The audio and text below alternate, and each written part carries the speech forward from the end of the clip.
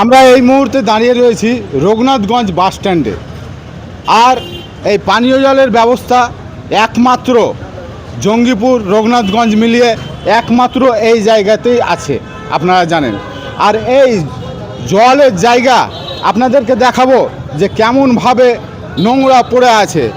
আর এই নোংরা দেখতে পাচ্ছেন যে দীর্ঘদিন ধরে পরিষ্কার হয় না। আপনারা আপনার দৃশ্য দেখে বুঝতে পারবেন যে দীর্ঘদিন ধরে এই নোংরা কিন্তু পরিষ্কার হয়নি। এতে কি মাথা ব্যথা কারো আছে? এই যে এত আবর্জনা জমে আর এবং নলকূপগুলো সবই বাদ হয়ে আছে।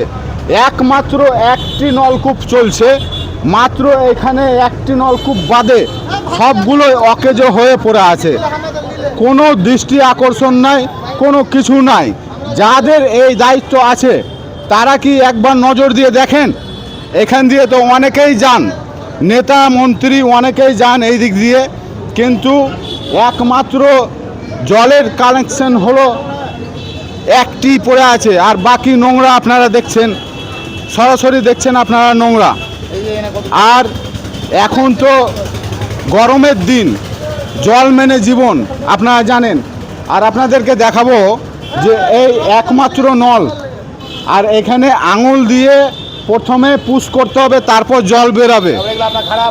প্রথমে যদি আপনার হাতে নোংরা জমে থাকে, আঙুলে নোংরা জমে থাকে, তাহলে কিন্তু নোংরাটা প্রথমে বোতলে যাবে, তারপর নোংরাটা আপনি খাবেন। তো একমাত্র এই নল চালু আছে, বাকি সব অকেজো হয়ে আছে। হ্যাঁ, তো দাদা কতদিন ধরে অকেজো হয়ে আছে? 10-15 বছর। ওই মোটামুটি 5-7 বছর আগে করেছে এটা। ওই ওরকম বেশি তো কম নয়। মনে হয় কোনোদিন পরিষ্কার হয়েছে? করে মাঝে মধ্যে করে, নোংরা হওয়ার বেশি পর। অনেকগুলো দেখছি নলকূপ আছে, মাত্র একটি চালু আছে। তাও প্যাকেট দিয়ে বাঁধা। তাও ওটা মাঝে মধ্যে মানে বন্ধ হয়ে যায় ওটাও। আচ্ছা, বলছি এই জলের ব্যবস্থা ছাড়া আর অন্য কোনো জলের ব্যবস্থা আছে? না, এখানে এই জল, এই ট্যাঙ্কিটা ছাড়া আর অন্য জায়গায় কোনো জলের ব্যবস্থা নেই। আর এটার অবস্থা খুবই শোচনীয়। আর আমাদের মানে প্রশাসনকে এই জায়গাটা আগে দেখা উচিত, কারণ এখানে জনসাধারণ, গাড়ি চলে, প্যাসেঞ্জার সব লোকজন বেশি এখানে জল খায়। এই জায়গাটা অবশ্যই মানে নজরবিহীন হওয়া দরকার। আচ্ছা, আপনারা এখানে কাজ কাম করেন, উঠা বসা করেন, তাই তো? জল কোথাকার খান? জল এখানকারই জল খাই, কিন্তু জল কোনোদিন পরিষ্কার হচ্ছে না স্যার। নোংরা হয়ে আছে, জল রুচিকর হয় না স্যার, রুচিকর হয় না, খাওয়ার যোগ্যতা নয়, তাও খেতে হয় না। হ্যাঁ, তো এই যে নোংরা অবস্থা, এই 2 মাস আগে বলেছিলাম এত বড় বড় কেঁচা বের হচ্ছে, তো পৌরসভাকে অনেকবার রিপোর্ট দিয়েছি। সিপিএম কংগ্রেস সবাইকে বলেছি কি এই ট্যাপটা সাফ করুন, কেনে পরিষ্কার করতে বলে। এর মধ্যে বহুত কাছড়া আছে, কেউ জল খেতে পারছে না, পোকা বের হয়েছে একবার, তাও হোয়াটসঅ্যাপে ছেড়েছিলাম, প্রমাণ সাক্ষী আছে সবাই। এখানে আমরা অটোওয়ালা। আপনি কি করেন এখানে? আমি অটো চালাই। অটো চালান, এখানকারই জল খান? এইখানকারই জল খাই, কি করে খাবো?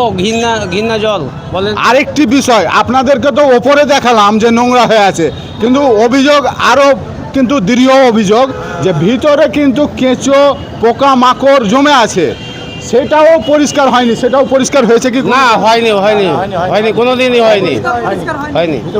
একাধিক অভিযোগ আছে। যদি